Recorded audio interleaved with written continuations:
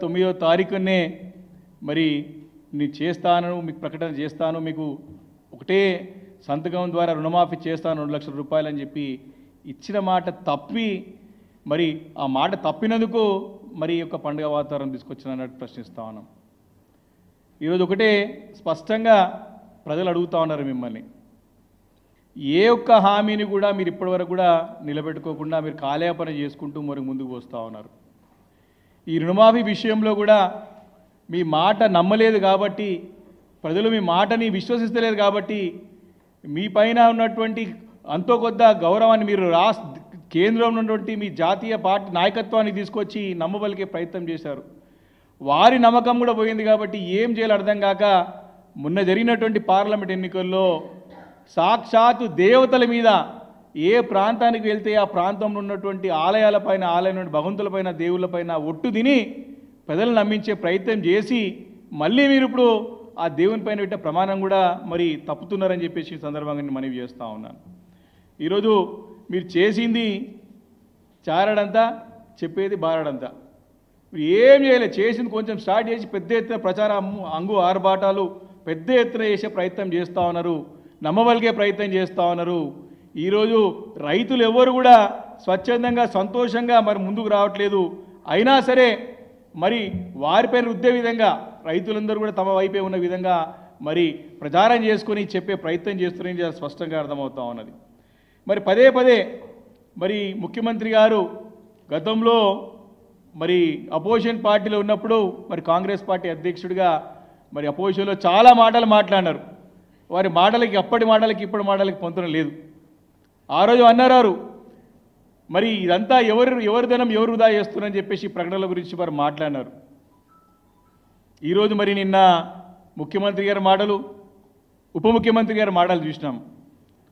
రాత్రి మగలు నిద్రపోకుండా రూపాయి కూడబెట్టి మేము ఈరోజు రైతు రుణమాఫీని అమలు చేయడానికి ప్రయత్నం చేస్తున్నామని చెప్పారు. అంటే నిద్రలేని రాత్రులు ఎన్నో గడిపినామని చెప్తున్నారు, రూపాయి కూడబెట్టినామని చెప్తున్నారు. అవన్నీ డబ్బు కూడగట్టి ఈ 100 కోట్ల రూపాయలతోని ప్రచారానికి పేపర్ల యాడ్ల గురించి తప్ప మరి నిజంగా చిత్తశుద్ధితోని మీరు రైతు రుణమాఫీ చేయడానికి ప్రయత్నం చేస్తున్నారని చెప్పేసి ప్రశ్నిస్తా ఉన్నాను. మరి ఇంత జాగ్రత్త కూడబెట్టిన డబ్బుని, ఇన్ని 100 కోట్ల రూపాయలని ఎందుకు వృధా చేస్తున్నారని చెప్పేసి ప్రశ్నిస్తా ఉన్నాను. మరి గతంలో మరి ముఖ్యమంత్రి గారి మాటలు ఒక్కసారి మీ అందరికీ వినిపించాల్సిన అవసరం ఉన్నది. మరి మీ ద్వారా మన రాష్ట్ర ప్రజానీకానికి మరి ఎక్కడున్నా సరే, మన తెలుగు ప్రజలు ఎక్కడున్నా సరే, 2 రాష్ట్రాల ప్రజలు కానీ ప్రపంచవ్యాప్తంగా ముఖ్యమంత్రి గారి యొక్క డ్యూయల్ అంటే 2 నాలుక ధోరణిని ప్రజలు చెప్పాల్సిన అవసరం ఉన్నది. ఆ రోజు ఏం మాట్లాడినారు వారు? ఇదే ప్రకటనల గురించి మాట్లాడితే అప్పుడు ప్రభుత్వం పైన ఏం మాట్లాడాలి ఒక్కసారి మనం వినాలి, మీకు వినిపిస్తామని చెప్పి కోరుతా ఉన్నాను.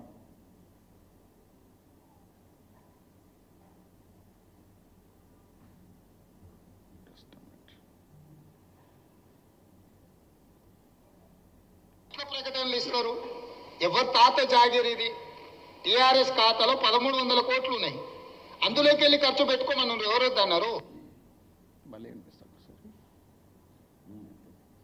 ఎట్లా ప్రకటనలు ఇస్తారు? ఎవరు తాత జాగీర్ ఇది? టీఆర్ఎస్ ఖాతాలో 1300 కోట్లు ఉన్నాయి, అందులోకి వెళ్ళి ఖర్చు పెట్టుకోమన్నారు. ఎవరొద్దు అన్నారు? ఇప్పుడు మేము అడుగుతున్నాం, ఏ కిస్కా జాగిరే, కిస్కా బాప్ కా జాగిరే, కిస్కా दादा का जागिर है? किसका जागिर कौन खर्च कर रहे हैं, किसके नाम के ऊपर कर रहे हैं? हम पूछना चाह रहे हैं कि हम ఎవరు జాగిర్ ఇది అంటే ఆ రోజు అంటే ఈరోజు మీరు చేస్తేనేమో సంసారం, ఆ రోజు మేము చేసిందేమో ఇంకోటి అవుతుందా? ముఖ్యమంత్రి గారు ప్రశ్నిస్తూ ఉన్నాం. ఈరోజు డబ్బులు లేవు లేవు లేవు అని పదే పదే మీరు చెప్తా ఉన్నారు. రాత్రి నిద్రలేని రాత్రులు గడిపి రూపాయి జమ చేసి ఈ 100 కోట్ల రూపాయలు ప్రకటనలకు ఇస్తానికి ఎవరు జాగిర్ అని చెప్పేసి ఈరోజు రైతాంగం అంతా కూడా ప్రశ్నిస్తూ ఉంది ప్రభుత్వాన్ని. దీనికి సమాధానం చెప్పాలని చెప్పేసి మేము డిమాండ్ చేస్తూ ఉన్నాం. దీనికి సమాధానం కావాలి. నేను చెప్తా ఉన్నా, ఇంక ఇప్పుడు ఇల్లు అడగగానే పండుగ కాదు, ఇంకా ముందు చాలా చాలా ఉన్నది ముందు. ఈ 6 నెలలు 7 నెలలు కాదు, 5 సంవత్సరాలు మిమ్మల్ని నిద్రపోనియరు ఈ ప్రధానికం, తెలంగాణ ప్రజానికం. మీరు ఇచ్చినట్టు తప్పుడు హామీలు, అమలు కాని హామీలు కోతలు పెట్టి అమలు చేసి మరి అమలు చేస్తామని చెప్పేట్టు ప్రయత్నం చేసేదానికి ప్రజలు అమాయకులు కాదు, అన్నీ గమనిస్తారు. మిమ్మల్ని 5 సంవత్సరాలు నిద్రపోనీయం. తప్పకుండా ఇచ్చిన హామీలు ఖచ్చితంగా నెరవేరే కూడా మరి అవిశ్రాంతంగా మేము పోరాటం చేస్తామని చెప్పి మనవి చేస్తూ ఉన్నాను. ఈరోజు స్పష్టంగా ఒక మీకు తెలవాలి కాబట్టి మన ప్రధానికానికి తెలవాలి ఏ రకంగా మోసం చేస్తున్నారనే ఉద్దేశంతో మేము ఆధారాలతో పాటు ఈరోజు మేము ముందుకు వచ్చినాం. ఈరోజు ఒక ఎగ్జాంపుల్, ఒక మనకి ప్రాథమిక వ్యవసాయ సహకార సంఘం యొక్క అవుట్ స్టాండింగ్ బ్యాలెన్స్ తీసుకొచ్చినాను ఈరోజు నేను. Primary agriculture cooperative credit society ఒక సంస్థ తీసుకొచ్చిన, దీంట్లో సుమారు ఈ యొక్క సొసైటీలో 632 మంది రైతులు మరి దాంట్లో లక్షల రూపాయల మరి రుణం తీసుకున్నటువంటి రైతులు ఉన్నారు. దీంట్లో 632 మంది, సాక్షాత్ లాస్ట్ పేజ్ చూపిస్తున్నా మీకు, 632 మెంబర్స్ దీంట్లో వ్యవసాయదారులు లక్ష లోపల రుణం తీసుకొని ఉన్నారు. దీంట్లో సుమారు 500 పైచీలకు మంది అందరూ కూడా అర్హులే, అంత వైట్ రేషన్ కార్డు ఉన్నారు, అంత పేదవారే. సుమారు ఇంతమందికి కానీ అంటే 500 పైచీలకు ఉన్నటువంటి యొక్క అర్హత కలిగినటువంటి రైతులకి, లక్ష రూపాయల రుణాలు రైతులకి చేసింది ఎంతమందికి ఆయా సొసైటీలో అంటే కేవలం 11 మందికి చేసినారు.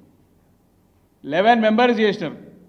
కేవలం 11 మందికి లక్ష లోపల రుణం ఉన్నటువంటి 530 దగ్గర పైచీలకు ఉన్నటువంటి ఒక రైతులకి కేవలము 11 మందికి చేసి ఈరోజు సంబరాలు జరపండి, పండుగలు చేసుకోండి, మరి ప్రజలపైన రుద్దే ప్రయత్నం చేసేదాన్ని ఏదో ఈరోజు బీఆర్ఎస్ పార్టీ తప్పుపడుతున్నది. అంటే మీలో చిత్తశుద్ధి లోపించిందని స్పష్టంగా అర్థమవుతా ఉన్నది. కేవలం బోరంపేట్ అందుకే మీకు చూపిస్తా ఉన్నా క్లియర్గా. అదేవిధంగా మా దగ్గర ఉన్నటువంటి దూలపల్లి దాంట్లో సొసైటీలో కూడా కేవలం 50 మందికి చేసి 100 మంది పై చూసుకొస్తే 50 మందికి చేసి ఇంకా 50 మందికి ఇట్లా పెండింగ్ పెట్టేసాం. దీనికి సమాధానం లేదు. దీనికి మిగతా వారికి ఎప్పుడు చేస్తారేం చెప్పి కలెక్టర్ కార్యాలయం ఇప్పుడు అందరూ కూడా రైతులందరూ కూడా బ్యాంకులు కూడా కూర్చుంటున్నారు, వెయిట్ చేస్తూ ఉన్నారు. మీరు చెప్పినారు, మీరు రెడీ పెట్టుకోండి, డబ్బులు జమ అవుతున్నాయి, మీ అకౌంట్లోకి నేరుగా వస్తాయని చెప్తే అందరూ అకౌంట్లో కూడా కూర్చున్నారు. పైసలు వస్తే ఏమో ఇక్కడన్నా వాడుకోవచ్చు. ఎవరికైనా ఆశ ఉంటుంది కదా, ఎవరికైనా డబ్బులు అవసరమే కదా. మీరు ఆశ చూపెట్టారు కదా, మీరు డైరెక్ట్గా మీ అకౌంట్లోకి వస్తే ఏం చెప్పేసి పదే ముఖ్యమంత్రి గారు, ఉప ముఖ్యమంత్రి గారు, వారి మంత్రులు ప్రకటన చేశారే. ఈరోజు ఎక్కడ పోయినారు, ఎప్పటివరకు వేస్తారు? మరి సమానం రైతులకు చెప్పాలని చెప్పేసి ఈరోజు బీఆర్ఎస్ పార్టీ డిమాండ్ చేస్తూ ఉన్నది. అంతేకాదు మీరు 9వ తారీఖున చేయాల్సినటువంటి యొక్క రుణమాఫీ ఈ 7-8 నెలల సంబంధించినటువంటి ఇంట్రెస్ట్ కూడా మీరు దాంట్లో జతపరచాలా. గతంలో 2018 మీరు మీ ఎలక్షన్ మేనిఫెస్టోలో 2018కి బిఫోర్ వాళ్ళకి ఇవ్వమని ఎప్పుడు చెప్పలేదు, వారు కూడా ఇవ్వాలి. కాబట్టి ఇమీడియట్గా మీరు రుణమాఫీ చేశారు, రైతులందరూ మీ పైన ఆశ పెట్టుకున్నారు.